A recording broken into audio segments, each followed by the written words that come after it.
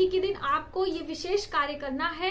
जैसे कि वर्ष 2023 में अष्टमी तिथि का पर्व 22 अक्टूबर को किया जाएगा। आप चाहे 9 दिन का व्रत कर रहे हो, आप 2 दिनों का व्रत कर रहे हैं, आप ये विशेष कार्य अष्टमी तिथि पर यदि करते हैं तो आपके जीवन में निश्चित ही समृद्धि आती है। माता रानी की कृपा आपके ऊपर बनी रहेगी और आपके पति की आयु भी लंबी होती है। दोस्तों, अष्टमी तिथि का दिन धन से जोड़कर देखा जाता है। जैसे कि मैंने माता महालक्ष्मी की जो पूजा थी वो भी अष्टमी तिथि से ही शुरू हुई थी और अष्टमी तिथि पर ही समाप्त हुई थी। अष्टमी तिथि अपने आप में बहुत ही शुभ मानी जाती है, स्पेशली शुक्ल पक्ष की अष्टमी।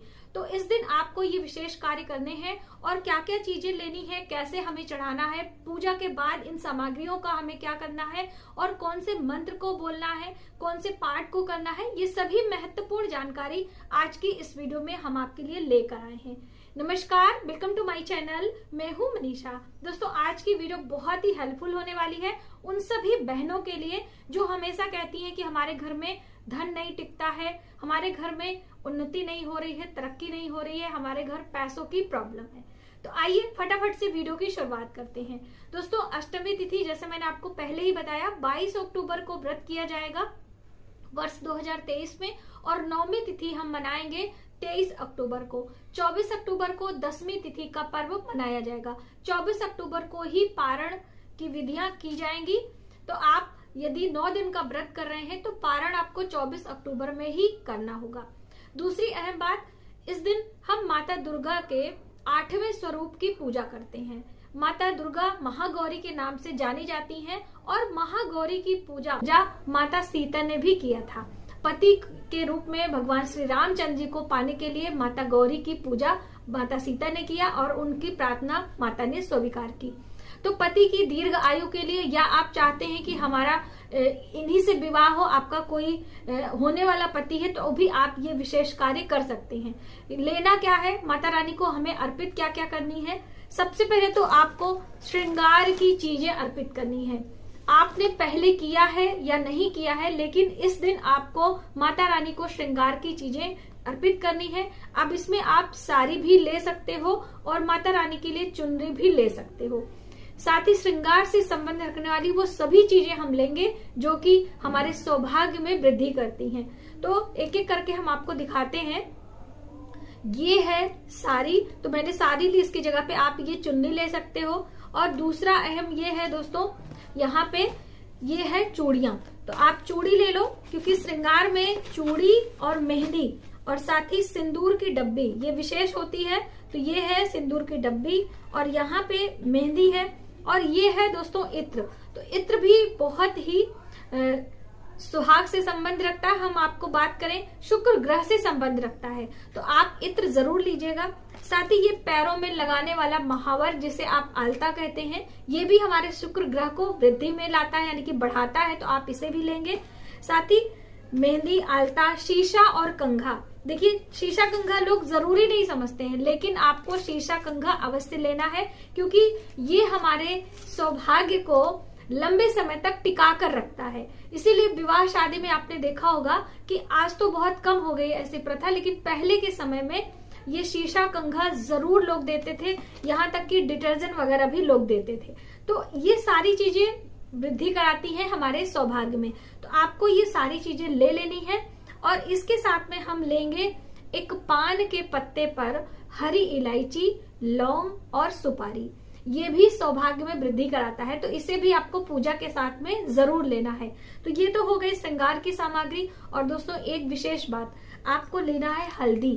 तो ये है हल्दी की गांठ। अगर आपके पास हल्दी नहीं है गांठ वाली, तो आप पाउडर हल्दी पाउच में आती है, उसको भी आप ले सकते हो। काजल, मेहंदी, जितनी भी श्रृंगार की चीजें हैं आप इसे ले लीजिए और इसे माता रानी के चरणों में आपको रखना है। और ये कार्य आपको कब करना है? संध्या के समय, जब सूर्यास्त हो जाएगा तब हम ये कार्य करेंगे। अब सूर्यास्त के कितने बजे के बाद आपको करना है, ये सही सूर्यास्त आपके यहाँ हो जाए, उसके बाद आप ये कार्य अष्टमी तिथि में ही करना है। पूरे दिन आपको अष्टमी तिथि मिल रही है, रात्रि में करेंगे तो ज्यादा उत्तम होगा। अपने पूजा मंदिर में भी कर सकते हैं, आपके घर के आसपास का जो मंदिर है वहां भी आप कर सकते हो। इसके साथ में हमें कौन से फल लेने हैं, कौन सी और सामग्री माता को अर्पित करनी है। तो देखिए, फलों की हम बात करें तो सबसे प्रिय जो माता का फल है वो है श्रीफल। तो अष्टमी तिथि पर यदि आप श्रीफल माता को भेंट करते हैं तो आपके जीवन में सौभाग्य की वृद्धि होती है। साथ ही माता का प्रिय आंवले का फल है, तो आप आंवला भी ले सकते हैं। साथ ही दोस्तों माता को बहुत ही प्रिय है बताशे, तो आप बताशे भी ले लीजिए। माता को प्रिय है अनार के फल, यानी जितने जूसी फल होते हैं वो आप ले सकते हो। और इन सभी चीजों को एक थाल में सजाकर अब माता महागौरी के लिए आपको पुष्पों की माला लेनी है। तो देखिए पुष्पों में सबसे अधिक प्रिय है माँ को कमल के पुष्प, तो यदि आप कमल के पुष्प ले रहे हैं तो माँ को आप लेके चढ़ा दें, वरना आप गुलाब के पुष्प भी ले सकते हैं। गुलाब के पुष्प के अभाव में कोई भी लाल रंग का पुष्प आप ले सकते हो। तो ये है हमारे गुलाब का पुष्प यानी कि पुष्पों की माला। तो इस तरह से अगर आपको मिल जाए तो बहुत अच्छी बात है, वरना आप गुलाब की पुष्पों को तोड़कर पंखुड़ी ले लीजिए और उस तरह से अभिषेक के भाव में माता रानी का अभिषेक यानी कि उनके ऊपर फूलों की वर्षा, जैसे आप भी कहते हैं नहीं, फूलों की वर्षा हो रही है, तो आपको फूलों की वर्षा करनी है माता महागौरी के ऊपर। और धूप दीप हम लगाएंगे, शुद्ध घी का एक दीपक हम लेंगे और दीपक के बाती पर यानी कि जो बाती है उसके ऊपर थोड़ा सा हल्दी हम लगाएंगे। जैसे कि ये हल्दी का जो प्रयोग होता है ना, बहुत विशेष कामना पूर्ति के लिए किया जाता है, तो उसमें हम लेंगे हल्दी, टिप पर लगाएंगे और इसे एक, चाहे आप आटे का दिया ले लीजिए, चाहे मिट्टी का दिया, चाहे आपके पास जो घर में आप दिया लगाते हैं वो ले लीजिए। अब इन सभी चीजों को लेकर हम माता रानी को भेंट करेंगे, अर्पित करेंगे। अष्टमी तिथि पर ये कार्य करेंगे। उसके बाद दोस्तों आपको विशेष सामग्री लेना है, चांदी की प्लेट में दही। देखिए अष्टमी तिथि पर यदि हम चांदी की कटोरी में या चांदी के पात्र में दही माता महालक्ष्मी को भोग लगाते हैं, यानी माँ गौरी का ही स्वरूप है, तो आप उनको भोग लगाते हैं तो निश्चित ही धन संबंधी परेशानी आपको नहीं परेशान करेगी, यानी कि धन संबंधी परेशानी आपकी दूर होगी। तो चांदी के पात्र में आपको जरूर भर लेना है। यदि आपके पास चांदी का पात्र नहीं है तो आप किसी भी पात्र में रखकर आप उसमें चांदी का सिक्का भी डाल सकते हो। इस तरह से महागौरी को ये भोग प्रसाद में ये सारी चीजें आप लगाएंगे। और उसके बाद कौन सा मंत्र जप करना है वो आइए हैं।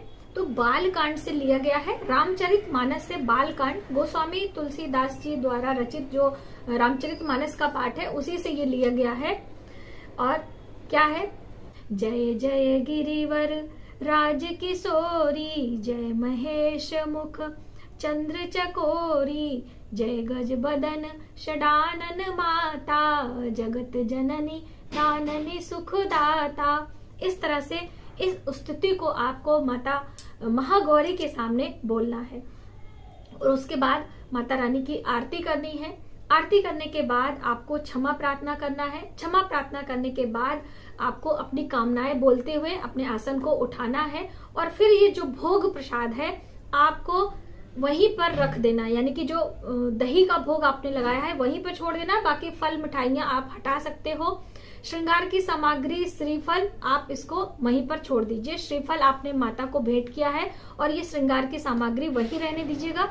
साथ ही दोस्तों आपको इस दिन एक दीप लगा के रखना है। देखिए वैसे तो रात्रि जागरण की बात कही गई है, लेकिन रात्रि जागरण यदि आप नहीं कर सकते हैं तो जब तक आप जागे तब तक जागे और एक घी का दीपक रात्रि आपको लगा के रखना है। यानी जो पूजा का दीपक है उसी में घी आप रखते रहिए और कम से कम सुबह यानी कि ब्रह्म मुहूर्त तक ये दीपक आपका जलते रहना है। बस इस तरह से यदि आप नवरात्रि के 8वें दिन महागौरी की पूजा करते हैं और इन सभी सामग्रियों को आप चढ़ाते हैं तो आपके जीवन में निश्चित ही समृद्धि आती है, आपके सौभाग्य में वृद्धि होती है, आपके घर में धन धान्य की कभी कमी नहीं होती है। धन आता है तो वो धर्म में खर्च होता है। देखिए धन सभी कमाते हैं लेकिन उसका सदुपयोग कोई नहीं कर पाता है। तो आप इस तरह से यदि अष्टमी तिथि पर माता महागौरी की पूजा विधिवत तरीके से पूर्ण श्रद्धा भाव से करते हैं तो निश्चित है आपके जीवन में समृद्धि आती है। तो आज आपने जाना कि अष्टमी तिथि के विशेष प्रयोग हमें क्या करने हैं और कैसे माता महागौरी को प्रसन्न करना है। आज की वीडियो में बस इतना ही। यदि हमारी जानकारी आपको थोड़ी सी भी हेल्पफुल लगे तो प्लीज हमारी वीडियो को लाइक करें, शेयर करें ज्यादा से ज्यादा लोगों में और नए वीडियो के लिए सब्सक्राइब कर लें। मिलते हैं एक नई जानकारी के साथ नए वीडियो में, तब तक आप अपना ख्याल रखें। जय माता दी।